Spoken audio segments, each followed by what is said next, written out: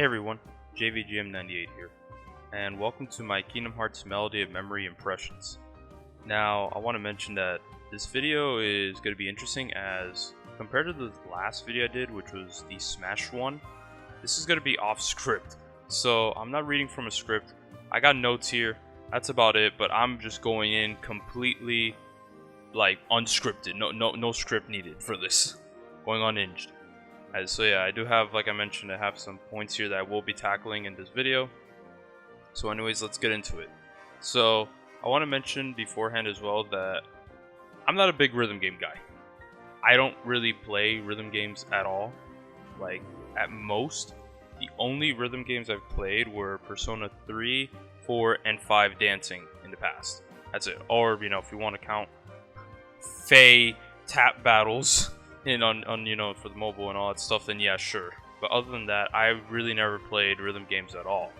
And honestly, Kingdom Hearts Melody of Memory left me shocked, and possibly it's now my favorite rhythm game. So I'm gonna recap the story of this game, which really isn't that much except for the ending. The story as a whole is just a recap of the Kingdom Hearts series. All they do is just talk about what happens in the past and go, you know, going from there. You know, Kingdom Hearts 1's events, 358 over 2 days events, 2 Rechain Memories, Recoded, Dream Drop Distance, Birth by Sleep, all that stuff. You know, it just recaps what happened, gives you an abridged version. If you want my opinion, if you want the full story, just play the games. Just do that. Don't even bother playing through. Don't even bother trying to get the story from looking at the, you know, Melody of Memory. You're buying Melody of Memory, you're either 1, a rhythm game fan, or 2, you're a Kingdom Hearts fan at the end of the day anyway, so this recap at the end of the day is just kind of nonsense. But anyways, as a story, that's about it. It's just, you know, you're going through the world of Kairi's memories pretty much as she's going to sleep while you play rhythm games in it. Simple as that. Nothing much else to it other than that. So before we get to the gameplay, we need to talk about the teams in this game. There are a total of 4 teams. You start off with Team Classic with Sora, Donald, and Goofy. From there, you gain access to the remaining teams from continuing through the World Tour. The rest of the characters being Team Days of Roxas, Shion, and Axel, Team DDD, which in my opinion should have just been called Team Dreams, with Riku, Meow Wow, and a Komori Bat. Then lastly, you get Team Sleep with Aqua, Ventus, and Terra. The first characters of each that I've mentioned are the leaders of their respective teams, so you will be controlling them the most. Other than that, what's the difference between the teams? Nothing really, because at the end of the day, it's a rhythm game, you know? You kill everything with one shot, and that's about it. They all have stats, like strength, but strength doesn't matter. HP and defense, it's pretty obvious, you know, more HP you have, you know, the more HP and defense you have, actually, to be exact, the more hits you can take. And you can last longer in a song. Other than that, that's about it, really. Like, you're only really choosing the teams because you really like playing as a specific team. So, say for example, you just like, you know, Roxas's team. You're mainly going to just be playing as Roxas's team because you like Roxas and all the other characters there. So, as I mentioned earlier, you get these characters from the World Tour. The World Tour is this game's story mode. And essentially all you're doing is going through the whole game, you know, playing the songs while you get a recap of the series. And that's about it, really. You're just going and having fun, you know, playing the game. Simple as that. Nothing else really to discuss there. You can play on beginner, standard, or proud. At the end of the day, really doesn't matter. Just make sure you understand, you know, you understand the rhythm and all that stuff, and you'll be good from here on out. So there are 3 types of battles that I should mention. So you have the field theme, you have the boss battles, and the memory dives.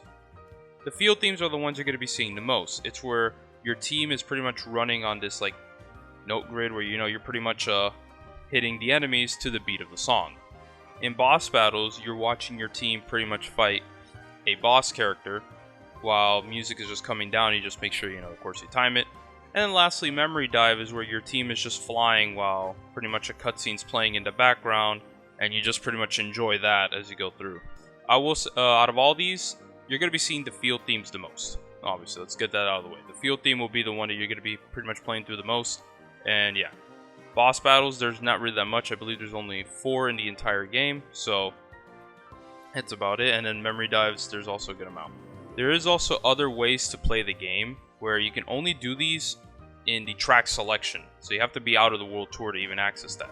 Those three being normal mode, which you are playing as in World Tour with this mode. Then you have one button mode, where you pretty much just perform every action with just one button. You don't have to press any other button, just press one button and you're pretty much good. Which, it's basically for those that are just really, really not that good at rhythm games and just want a very easy experience. And then lastly, Performer mode, where every action is a different button. And this was more for the skilled players. So imagine Proud Performer mode, you're in for the time of your life. Last things that I do want to touch upon is the online components and the multiplayer components. So there's two main methods of playing this game, versus mode and free-for-all mode. In versus mode, it's pretty much you versus another opponent. It's more like you can be your friend or any other person online. You can play this, I said online, but you can also play it offline with your friend. So you can either play offline or offline depending on your choosing. It's pretty much you versus the other person trying to compete as to who gets the most points. And at the end of the day, whoever gets the most points wins. And exclusive to the Nintendo Switch, there is a free-for-all mode. And free-for-all mode, you're going up, it's 8 players pretty much going up against each other, and pretty much all 8 players trying to compete on who gets the most points. And what's interesting about this mode is that you can play this locally. So you can take your Switch on the go with you, get 7 other people who have the game, and then pretty much all you guys play together. But you can also, of course, play it online with others as well if you would like to do that. Other than that, in terms of the game modes, there is a little bit of collections that you can get, where you can just pretty much collect little scenes from the Kingdom Hearts series as you go through. Like, oh look, this scene from Kingdom Hearts 1 has little pictures and all that stuff. Not only that, you can even synthesize items, such as potions, and even get other songs via synthesis, so make sure you always keep an eye out on that. So, what are my final thoughts on this game? So, I do want to mention that while I do like the game, I do have some gripes, specifically with some of the omissions. I can understand why Tarzan wasn't allowed, because I believe the whole rights to that is really iffy. But you have the rights to use the Nightmare Before Christmas music, but no Jack Skellington? Jack Skellington at all is not a partner. Not only that, they're allowed to use the Tron music, but no Tron is a partner. I found that really shocking. The other one that was really shocking to me in general was that there is nothing related to the Pirates of the Caribbean. No songs, nothing. Like, Pirates of the Caribbean is just absent, which was just shocking to me. I was like, where's some Pirates of the Caribbean? I wanted to listen to He's a Pirate, bro. That's like one of the best songs, one of my favorite Kingdom Hearts remixes to be exact, in the game and all that stuff. So I was really hoping to see that song appear, but it's not there at all. I was just completely shocked and all that. There are other songs that I want to see, like Twister, for example. Like the Kingdom Hearts Twister remix would have been nice to see there. Maybe as DLC, who knows? Because who knows if this game... Well, I doubt this game's going to get anything planned, but if there was DLC for this game, I would like to see it. Other than that, besides those little gripes, the game is definitely really, really fun. However, I don't recommend buying the game at full price. If you're going to buy this game, get it on sale. I don't think it's worth $60, especially even if you're a Kingdom Hearts fan. If you are a die-hard Kingdom Hearts fan, you probably already own the game anyways. But if you really like rhythm games, I definitely recommend you check this out. This game is really, really fun and worth your time.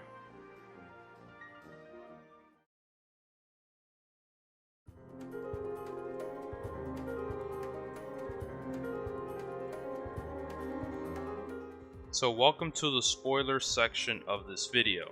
So again, this is all spoilers. You are entering spoiler territory, and if you don't want to get spoiled on the story, I recommend clicking out. But if you're here and you're ready to get spoiled, or you already know the game's story, then welcome aboard. So we're just going to be discussing the ending here, and I'm going to be joined by my friend Sir Void, and we're just going to be talking about the ending. All right, let's do this, baby. So welcome, Justino. How are you doing, bro? Straight chilling. Straight vibing. That's good to hear, bro. All right. Yeah. So we got to give these people a quick recap of the story. Well, the ending of Melody of Memory. We're just gonna give the TLDR. So, oh, you want to do it? You do it, bro. Go for it. So the fact that Kyrie rode the Sora Megazord and fought Master Zenasnort. She became one with Sora. Yeah, bro. Oh no.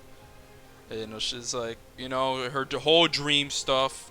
Then eventually, turned out that person that was in the cloak was Xehanort. Wow, thank you. Thank you for teasing that. It turned out to just be As if Xehanort we didn't himself. know. He was teasing that. It's like, man, it was just Xehanort again. So, Bro, he had the same pose too.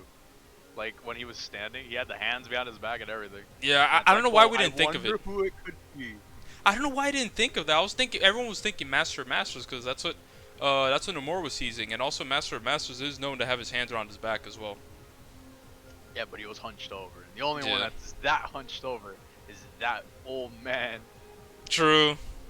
I wish we would have known that. Well, at least I wish we would have thought about that.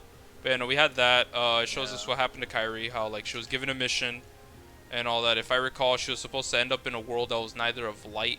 Well, she was gonna go to a world and all that stuff. But if she was to end up in a world that was of neither light or darkness, her task would be far from easy.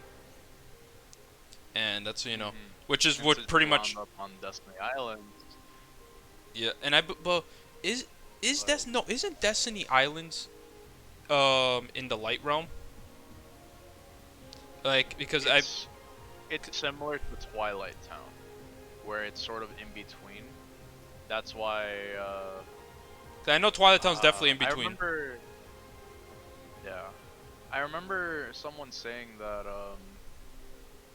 like it's the realm of light, but the world itself teeters on the edge. I think because it's not really aligned.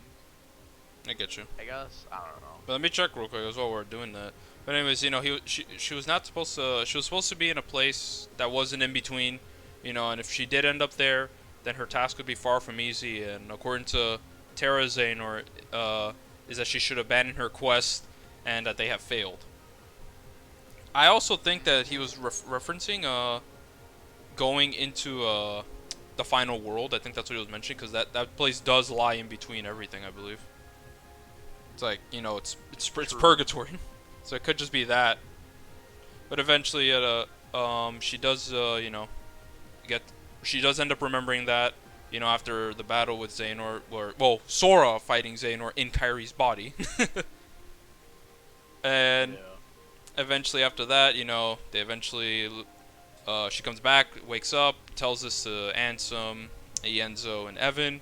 Riku comes in, and then the fairy godmother comes in, saying that both Riku and Kyrie are two of the three keys, and then the third key ended up being the unnamed star. I think the nameless star, I think it is.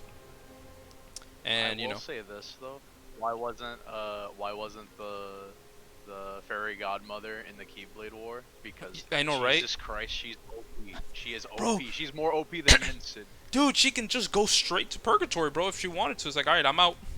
Peace. Yeah, bro.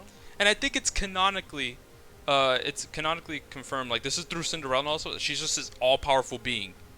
The fact that she could just do this is like, where were you? It's like, where were you, bro? We could have reverted this. I know, right? But so we had that. And eventually we go back to the final world. We meet the nameless star, and it turns out she's the third key to Sora's whereabouts. And we finally now know the name for Shibuya. Well, it's Kingdom Hearts 3 Shibuya, and that is Quadratum. What do you think of that name, by the way? Quadratum. I remember seeing a post somewhere. I don't know if it was Reddit or 4chan, saying like, "Oh, Quadratum. It's another name for Square." So imagine if we finally get the Square Enix world that everybody's been wanting. I know it means square. Like, I believe someone said, because Quadratum, it's quad, four, it's a square. Yeah. But it's an interesting name nonetheless. It's like, bro, I'm gonna start laughing if not only do we see Yozora, but we see a version of Lightning. Oh my That'd god, be no, stop. funny. But someone did mention this. I forgot what video it was. But the way Sora does, like when he's going back in time, right, to change some of the things in Remind, right, It opens up that little circle thing with the keyhole in the middle, right? It's like, and it was on the ground. Yep. When Riku teleported to Quadratum, it was a storm at the top and all that stuff, and it sucked him in, which was very Because interesting. remember, it's what's it called? It's with the final world being on literally the edge of their quote unquote their universe. Mm-hmm. Them shooting up, it's like, so you know how the fight with Yozora takes place on a night version of Final World, right? And then it transforms into Quadratum. Yeah, I know. So, sort of like a mirror, I feel like he crossed up and it like broke a barrier, and that's why the storms were there. That's what I feel.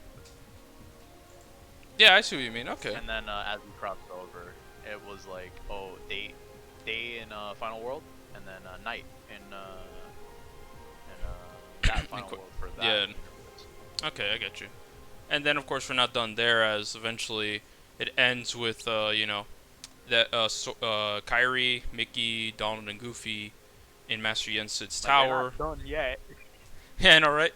And then eventually, what's it called? Yen Sid apparently knew all this stuff about the ancient Keyblade Masters, how they just went to different, they went to different realities, I guess. And I'm like, bro, you've been sitting on this knowledge. Why don't you tell us this? Yeah, I was literally thinking the whole time, like, Nomura, I get that sometimes, like, it's a little difficult to think ahead on a series that spans this long. But damn, man, you shot yourself in the foot by making Yensid be like, oh, I've been knowing that that the ancient Keyblade Masters, the foretellers, they all went to this other dimension or this other universe, and it's like, why have you been withholding this info? I know, right? It's like, bro, he's been hiding this stuff, bro. We could have. It's like, bro. But I mean, maybe it's just one of those things. It's like until the situation arises, I guess he didn't want to bring it up. I guess because he didn't think it would be important. But we'll find out, yeah. So that's where Mickey's task is. He has to investigate the missing foretellers, and he has to go to Scala at Kylum. We'll see how he gets there, because, as we know, to get there, it was, in the Keyblade graveyard, and it was only when Kingdom Hearts was there. It was through Xehanort's memory, though, of Yeah. Scala. Yeah, so we'll see So, if what's gonna be weird is what happens if we see Scala how it is in present day. Actually, that's gonna be weird. I want to mention that, because isn't the Keyblade graveyard Scala? Because remember, when Xehanort brought up the maze, the labyrinth, it was like the patterns match Scala. Like it matched Scala. Like, it could be that original Scala, transformed into the Keyblade graveyard.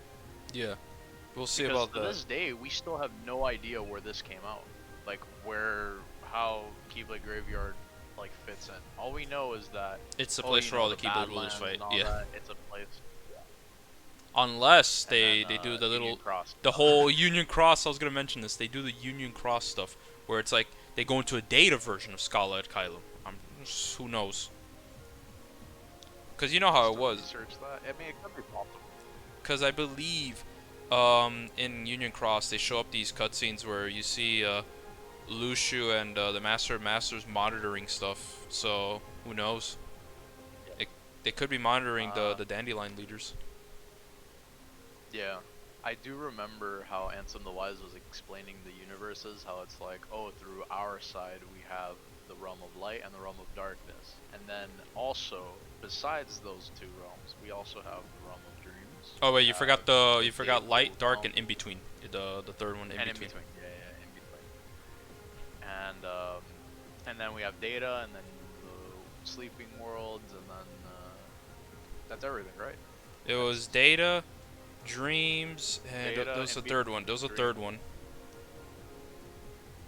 It was data, dream. That's gonna irk me. Yeah, no, right? It's like. But explaining all of that, it's like knowing how these worlds or these universes are interconnected. It's like if Mickey's actually gonna like go to Scala and do research on the Master of Masters and what his purpose is between all of this. Mhm. It's definitely going to be interesting. A lot of people have already been starting to say that the Master of Masters isn't exactly a malignant force.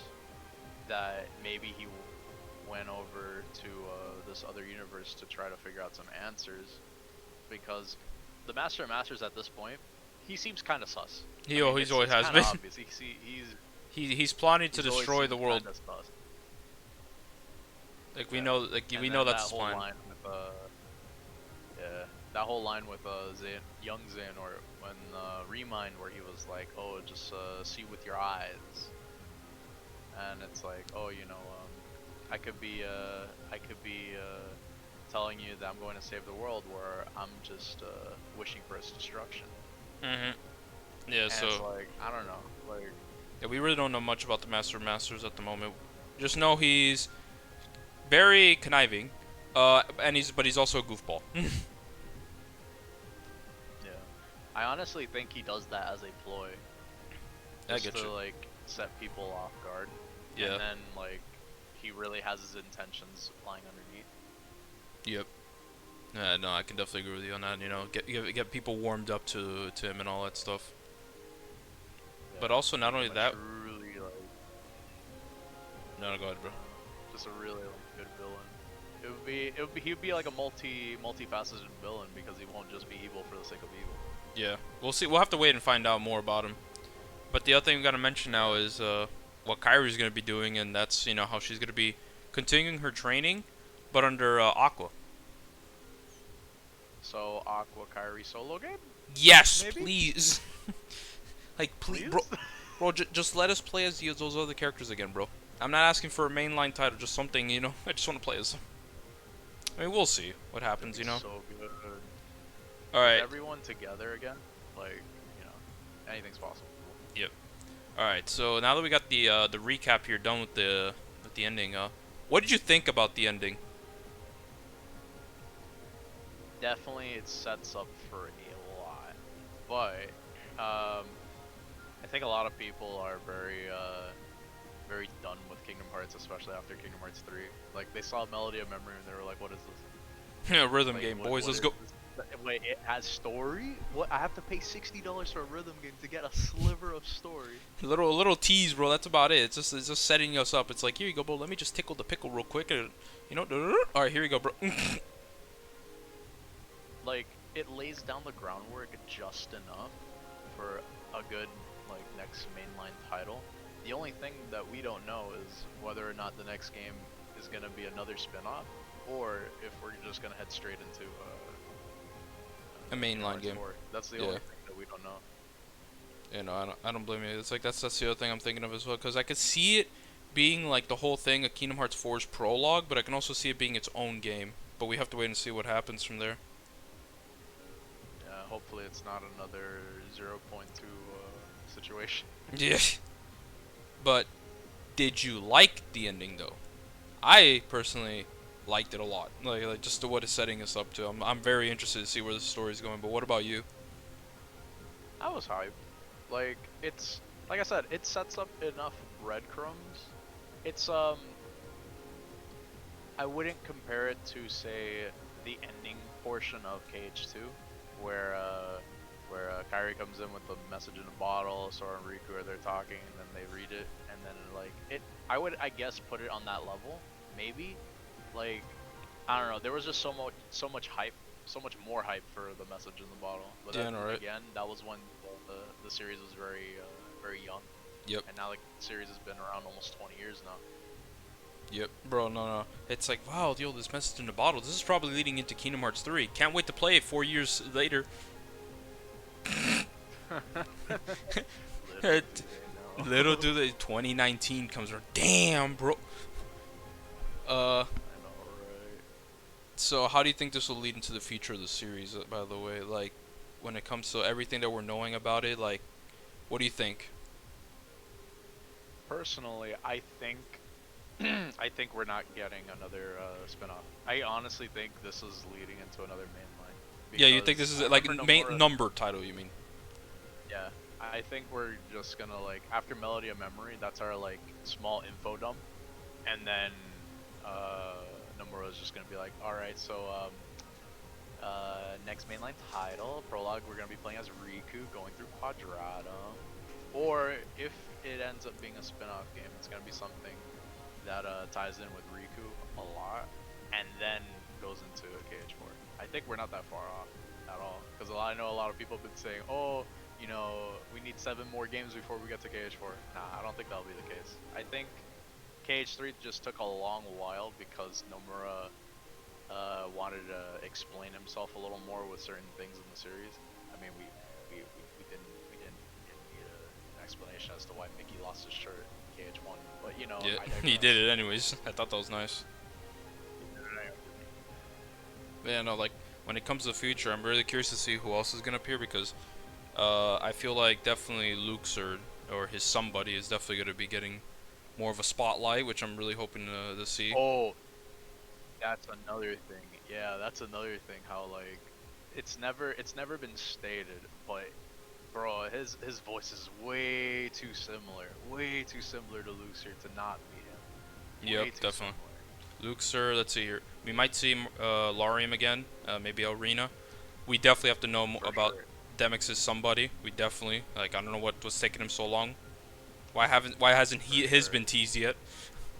Uh, Yeah. let's see what else am I interested in the series actually? Of course besides The Yuzora. whole thing Oh, with Scold. Union Cross. Yeah.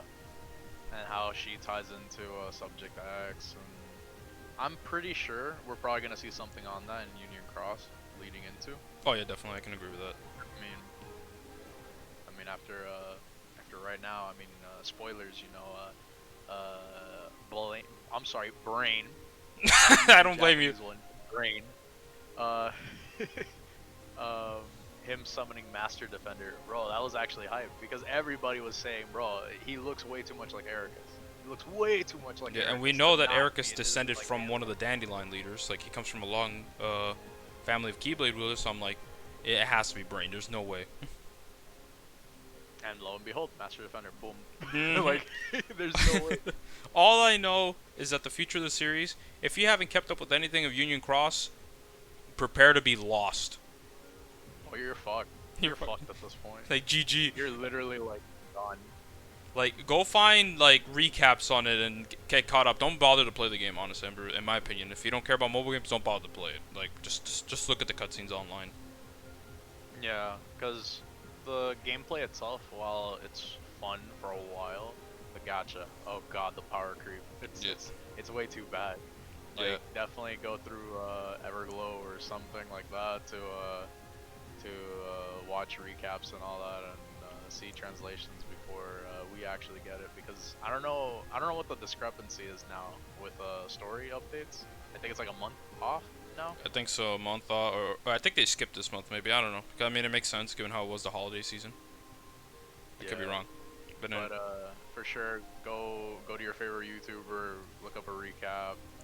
Um, it's definitely getting interesting. I will say that. It's yeah. definitely getting interesting.